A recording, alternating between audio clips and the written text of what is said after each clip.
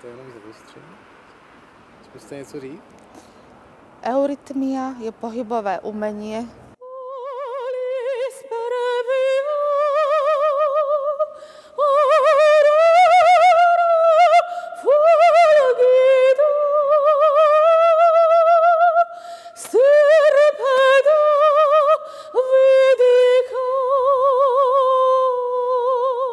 Co to je eurytmia? Eurytmia je pohybové umenie, ktoré sa snaží uchopiť celého človeka. A keď si porovnáme to s inými pohybovými umeniami, tancom, alebo jogou, alebo ďalšími, tak možno neuchopuje tak človeka aj z hľadiska jeho myslenia, cítenia a vôle, z hľadiska toho, že uchopuje aj jeho fyzickú stránku, aj duševnú, aj duchovnú.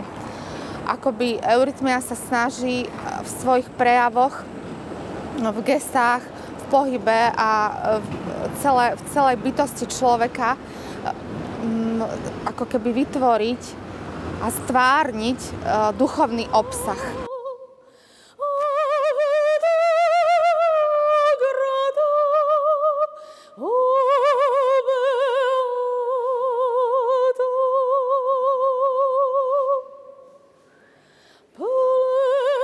To sú tie najúžasnejšie a najvyššie myšlienky, ktoré tu doteraz boli, sa môžu zobraziť skrz eurytmiu.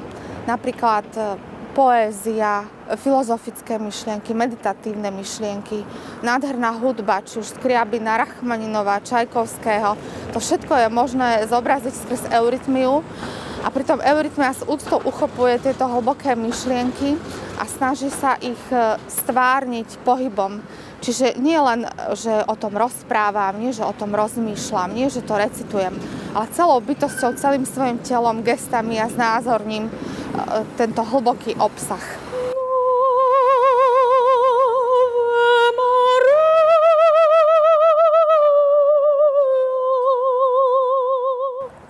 Keby som to mala ako porovnať, že chcem sa vniesť do nejakých slov hlbokých, napríklad do Otčenáša alebo do nejakej nádhernej hlbokej poézie. Ja neviem, teraz tu stojíme na pôde Vily Bílkovej a tu sa stretávali s Otokarom Březinom a Jozefom Bohuslavom Ferstrom ako skladateľom. A tieto Březinové úžasné, mystické básne, ktoré majú nesmiernú hĺbku a vidia ako keby tú budúcnosť ľudstva a to bratstvo.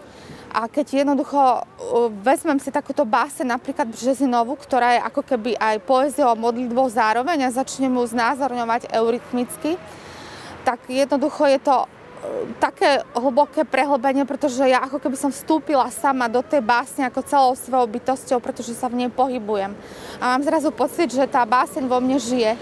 A nikdy to nezažijem tak, ako keď tú báseň recitujem iba, aj druhým, aj keby som ju neviem koľkokrát mala prečítanú. To platí aj o skladbách, že keď hrám napríklad nejakú Čajkovského alebo Rachmaninova nejakú skladbu na klavíri, tak áno, zažívam ju, ale keď ju začnem robiť eurytmicky, že sa ako keby pohybujem celou svojou bytosťou v tej skladbe, tak ako keby začala vo mne žiť. Ja som sa ako keby stala ňou. Že je to úplné stotožnenie sa skrz eurytmiou, skrz tie pohyby.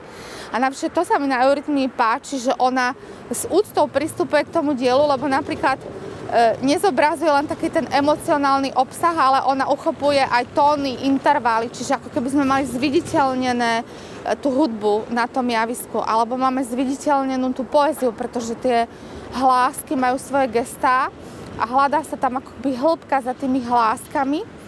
A keď ich znázorním tie hlásky, tak ako keby s úctou, o mnoho väčšou úctou pristupujem k tomu dielu, alebo k tej poézii, alebo k tej modlitbe, alebo k tým meditačným veršom a tak ďalej. Ale keby som tak mohla všeobecnejšie, eurytmia vzniká pred 100 rokmi, presne 1912 roku, kedy Rudolf Steiner oslovil jednu mladú dievčinu, a snažil sa ju priviesť k tomu, lebo rodičia chceli, aby sa venovala nejakému pohybovému umeniu a radili sa s ním, že akému. A on, že by teda mohlo sa vymyslieť niečo nové. I keď už predtým oslovoval Margaritu Vološinu, keď recitovala z Jánovho evanjelia ten prolog o na počiatku bolo slovo, ten úvodný prolog, a pýtal sa jej, či by to mohla nejako stvárniť pohybom, ale ona vtedy zostala taká zaskočená. Takže vlastne až v neskoršom období, keď táto mladá dievčinka, 18-ročná Lori Mayer Smith, prišla, tak začali tvoriť spolu toto nové pohybové umenie. Čiže vzniká vo Švajčiarsku a je to niečo typické pre dnešného človeka. Dnešný človek ako keby skrz eurytmiu sa môže zasvetiť. Je to teda prirodzené pre neho, pre súčasnú dobu a pre budúcnosť. Nie je to niečo, čo sa atavisticky vracia naspäť, alebo čo nejako príliš stechnizováva človeka, ako je to dneska v modernej alebo populárnej hudbe a tak ďalej.